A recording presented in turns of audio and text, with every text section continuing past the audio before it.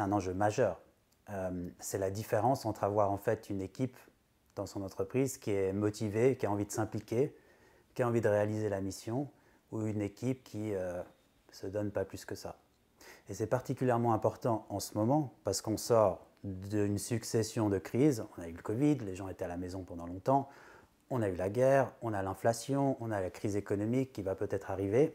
Et donc, on a besoin de se retrouver, de se réunir, de se soutenir les uns les autres. Et les entreprises et les chefs d'entreprise ont un rôle majeur à jouer là-dedans pour embarquer toute l'entreprise vers la motivation, vers l'envie, vers le plaisir de travailler.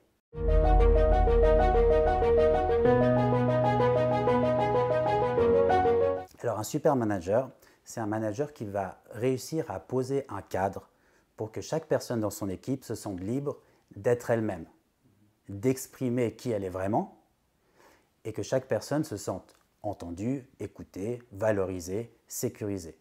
C'est ça qui compte parce que dans ce cadre, les gens vont être épanouis et efficaces. Ça donne un sens au travail.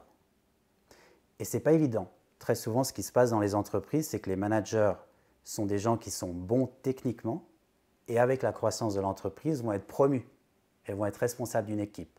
Ils n'ont pas forcément ni l'expérience ni les compétences humaines pour créer ce cadre.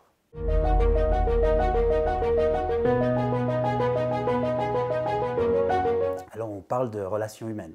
Donc le but de la technologie, ce n'est pas de remplacer l'humain, au contraire, c'est plutôt de favoriser les discussions et les bonnes pratiques.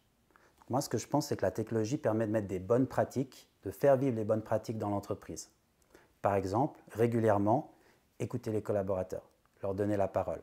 Autre exemple, régulièrement, valoriser, féliciter, dire bravo aux gens.